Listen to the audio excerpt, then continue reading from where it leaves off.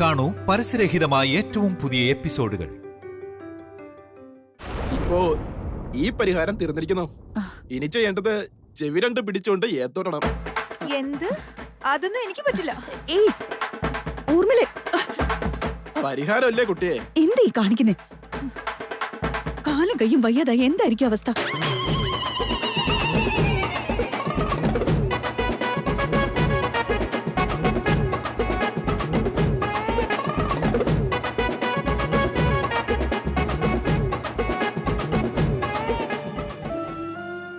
താലി കിട്ടിയത് എനിക്കാണെന്ന് പോലും ആർക്കും അറിയില്ല. പിന്നെങ്ങനെ ആരും അറിയാതെ ഇപ്പോ കരിമണിമാല കോർത്തിടുക? ഭഗവതി, എന്തെങ്കിലും ഒരു വഴി കാണിച്ചു തരണേ.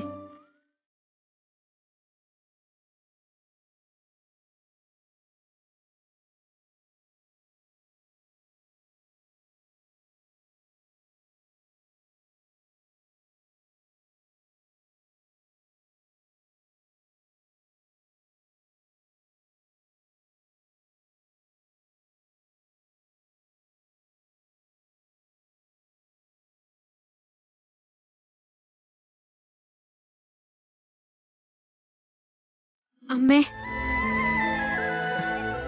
എന്താ മോളെ? എനിക്ക് ഈയിടെയാണ് കല്യാണം കഴിഞ്ഞതമ്മേ.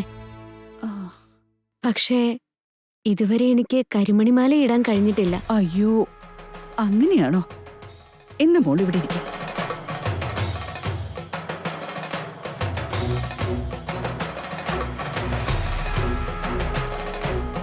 എന്തു പറ്റി? മോക്ക് വേറെ ആരുമില്ലേ? എല്ലാരും ഉണ്ട്, പക്ഷേ ആരോടും ഒന്നും പറയാൻ പറ്റുന്ന അവസ്ഥയല്ല. അവർക്കാർക്കും ഇതൊന്നും ചെയ്ത് തരാനും പറ്റില്ല. പ്രായത്തിലും മുതിർന്ന ആളല്ലേ. അമ്മ തന്നെ എനിക്ക് വേണ്ടി കരിമണിമാല കോർത്ത് ആശീർവദിച്ച് അനുഗ്രഹിക്കണം. അതിനെന്താ മോളെ, ഞങ്ങളിവിടെ സൗഭാഗ്യവതി വ്രതം നടത്തുക. നീ സൗഭാഗ്യവതിയായി ഇരിക്കാനുള്ള കരിമണികൾ ഞങ്ങൾ തരാം.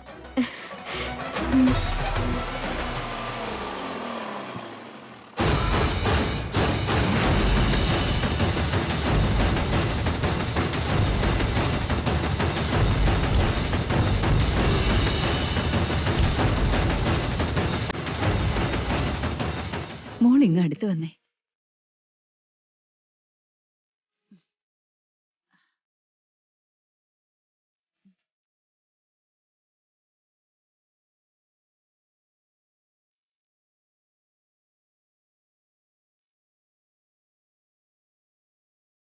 നമസ്കാരം വർമ്മ സാറേ. നമസ്കാരം. വരൂ. നടക്കൂ.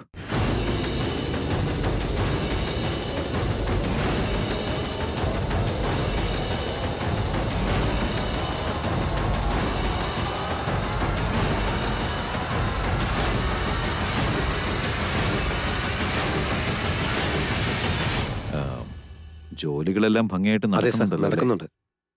ദേ, നവരാത്രിക്ക് മുമ്പായിട്ട് ആ ഗോപുരത്തിന്റെ പണികളെല്ലാം ഫിനിഷ് ചെയ്യണം.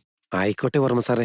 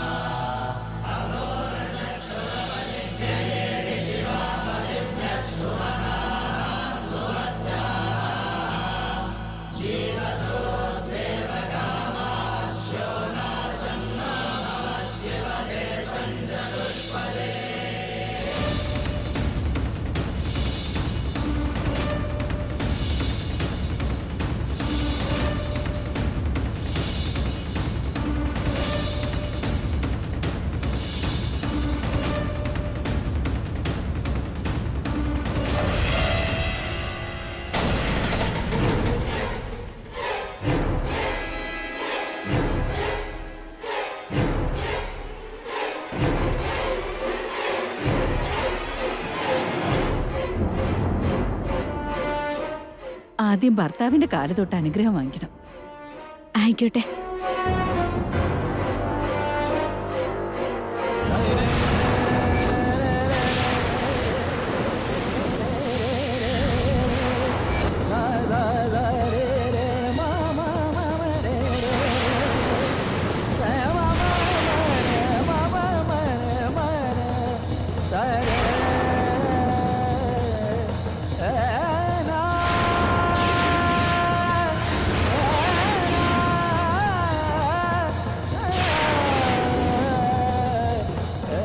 സൗഭാഗ്യവതിയായ ഒരു സ്ത്രീയുടെ എല്ലാ മുഖഭാവവും ഉണ്ട്.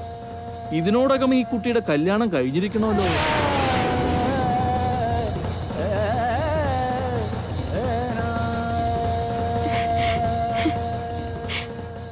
ഒത്തിരി നന്ദിയുണ്ടമ്മേ. 100 വർഷം സൗഭാഗ്യവതിയായി ജീവിക്കട്ടെ. പോയിട്ട് വാ മോളെ.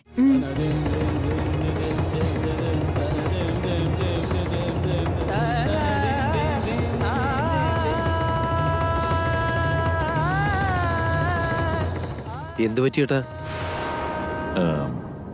ഒന്നുമില്ല ജഗന്നാഥ, നമുക്ക് നടക്കാം.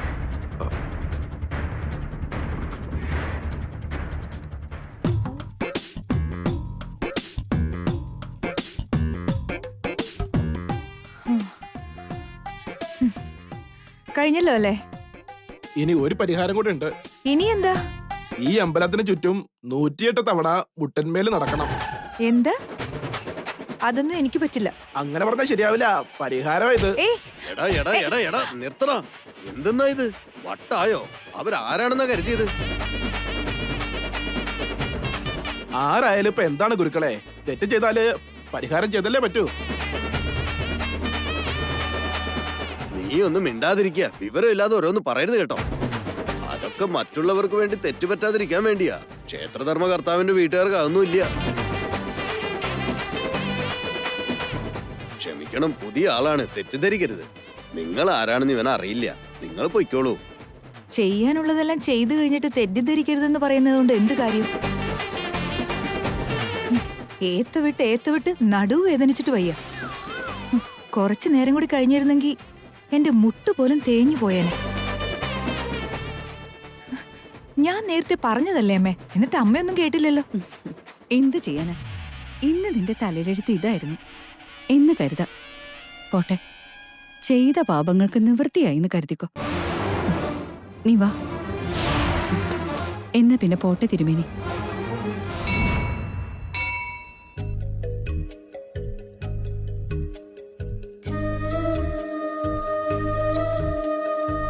ദേവേട്ടൻ ഇതെവിടെ പോയി?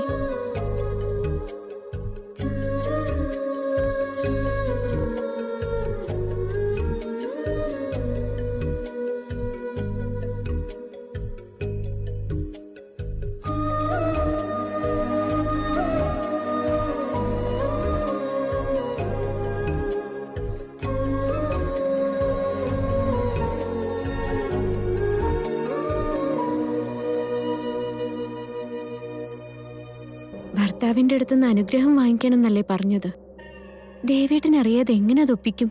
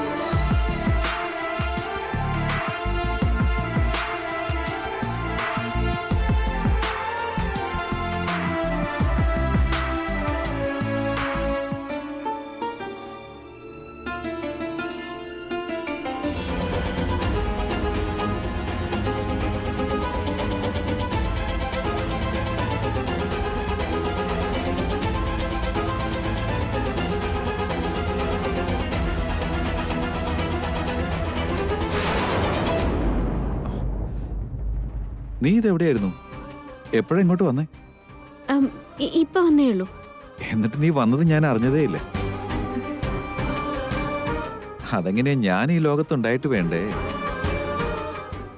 അവിടെ നീ തന്നെ കൂടെ ഉണ്ടായിരുന്നേ. എന്റെ ആ സ്വപ്നത്തിലുണ്ടല്ലോ ഒരു വലിയ മണ്ഡപം, ചുറ്റുപാട് ഒരുപാട് ആളുകള്, സുഹൃത്തുക്കളും ബന്ധുക്കളും, അങ്ങനെ ഒത്തിരി ആളുകൾ. ആർപ്പുവിളികളും ആശീർവാദങ്ങളും കൊണ്ട് നിറഞ്ഞപ്പോ അവിടെയുള്ള ആ ബഹളത്തിനിടയിൽ നിന്റെ കഴുത്തിൽ ഞാൻ താലി ചാർത്താണ്. കണ്ണടയ്ക്കുമ്പോഴും തുറക്കുമ്പോഴും മുന്നിൽ അത് മാത്രം. ശരിക്കും ഞാൻ താലി കെട്ടിയത് നിന്റെ കഴുത്തിലാന്ന് എനിക്ക് തോന്നിപ്പോവുക. ഇനി അത് ശരിയായിരിക്കുമോ? സത്യദേവേട്ട, കല്യാണം കഴിച്ചത് എന്നെ തന്നെയാ. നമ്മൾ ഒന്നിച്ച് അഗ്നിക്ക് വലം വെച്ചത്. അതുകൊണ്ടല്ലേ ഇപ്പൊ കരിമണിമാല ഇടാനായിട്ട് ദേവേട്ടന്റെ അനുഗ്രഹം വാങ്ങിക്കാൻ വന്നത്.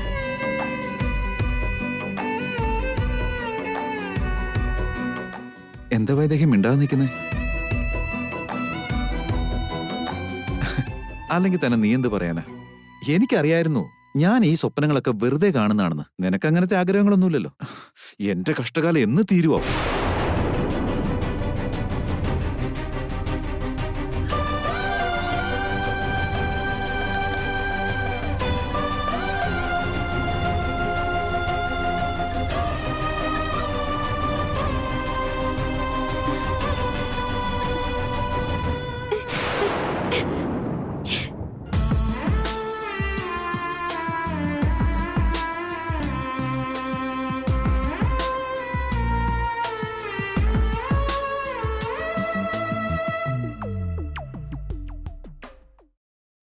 അല്ല, എനിക്ക് മാത്രം എന്താ ഇങ്ങനെയെന്നാ ഞാൻ ആലോചിക്കുന്നത്.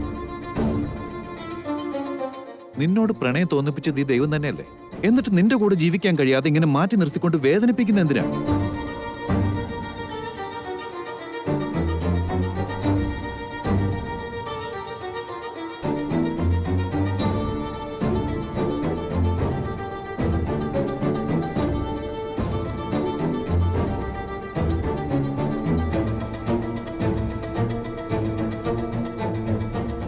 ഇതൊരുമാതിരി വല്ലാത്ത കളിപ്പിക്കലായി പോയി.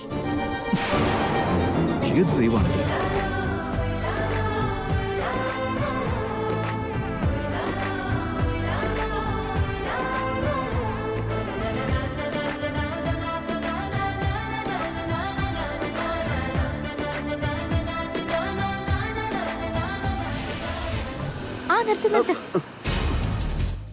ഇവിടെ തന്നെയാണോ?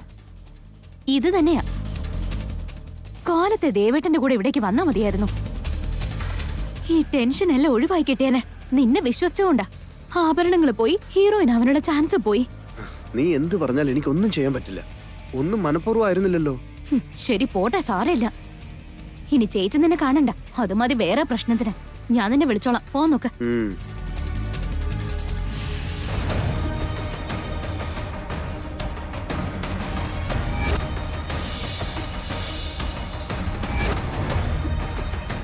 രാമൻ വളർത്തിയ കുട്ടിയെ അവള്. എനിക്കവളെ പൂർണ്ണ വിശ്വാസം. വൈദേഹിയുടെ കല്യാണം കഴിഞ്ഞതാണോ? പക്ഷേ അവളെ കല്യാണം കഴിച്ചു വിടാനല്ല എന്റെ കൂടെ പറഞ്ഞയച്ചത്. അങ്ങനെയാണെങ്കിൽ വൈദേഹിയുടെ കല്യാണം കഴിഞ്ഞ വിവരം രാമൻ പോലും അറിഞ്ഞിട്ടില്ല. എന്തിനായിരിക്കും വൈദേഹി ഈ വിവരം ഒളിപ്പിക്കുന്നത്? സത്യത്തിൽ എന്തായിരിക്കും സംഭവിച്ചിരിക്കുന്നത്?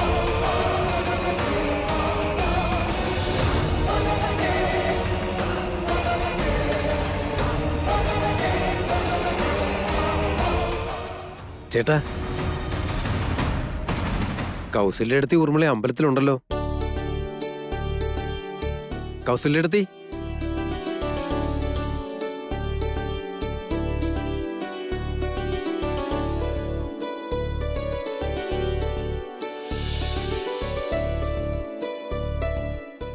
അല്ല, നിങ്ങളെപ്പോഴും ഇവിടെ എത്തി? ഇപ്പൊ വന്നതേ ഉള്ളൂ. നവരാത്രി ഉത്സവത്തിന്റെ ഒരുക്കങ്ങൾ എവിടം വരെയായി നോക്കാൻ വന്നതാ. കൗസല്യടുത്തി വരുന്നുണ്ടെന്ന് അറിഞ്ഞായിരുന്നെങ്കിൽ നമുക്ക് ഒന്നിച്ചു വരാമായിരുന്നു. ഞങ്ങളൊന്നും തീരുമാനിച്ചിറങ്ങിയതല്ല. ദേവനൊരു നേർച്ചയുണ്ടായിരുന്നല്ലോ, അതാ നേരത്തെ ഇങ്ങോട്ട് ഇറങ്ങിയത്.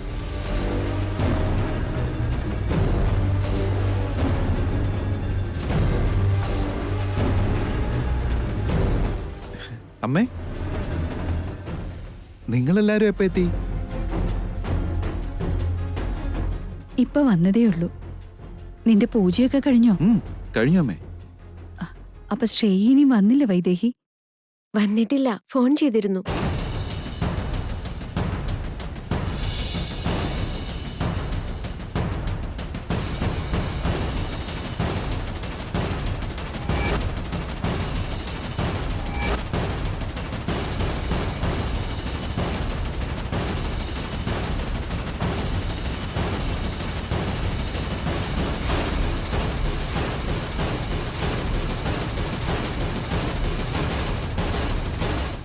നിക്ക്, എവിടെ പോയിട്ട് വരിക? ഞാൻ പറഞ്ഞില്ലായിരുന്നോ ചേച്ചി, ഹോസ്പിറ്റലില്. കള്ളം പറയരുത് എന്നോട്. നിന്റെ കൂട്ടുകാരിയുടെ ചേച്ചിയുടെ മോനിപ്പോ എങ്ങനെയുണ്ട്? ബ്ലഡ് കൊടുത്തായിരുന്നോ?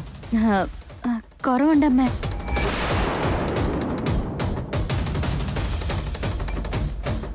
എന്നാ പിന്നെ എല്ലാവർക്കും ഒന്നിച്ച് സന്നിധാനത്തേക്ക് പോവാം. വരും.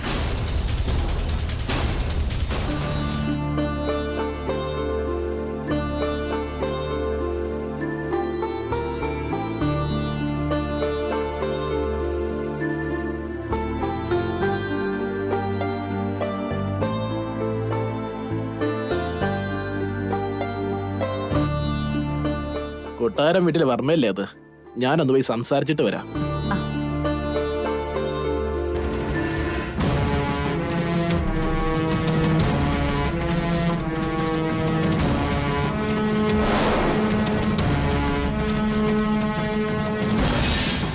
മോളെ ശ്രേയെ, ഭാര്യ എപ്പോഴും ഭർത്താവിന്റെ ഇടത് ഭാഗത്താണ് നിൽക്കേണ്ടത്. ഇങ്ങോട്ട് വന്നേ.